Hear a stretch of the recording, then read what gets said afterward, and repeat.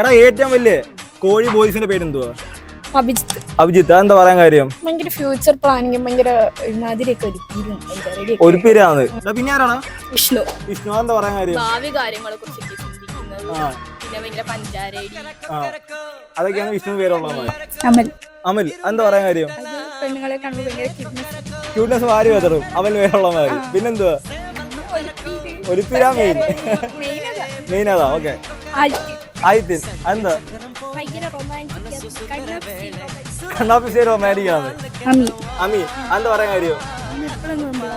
പെണ്ണുങ്ങളെ പറയലാണ്. എന്താ ആണുങ്ങളുടെ കമ്പനി ഒന്നും ഇല്ല?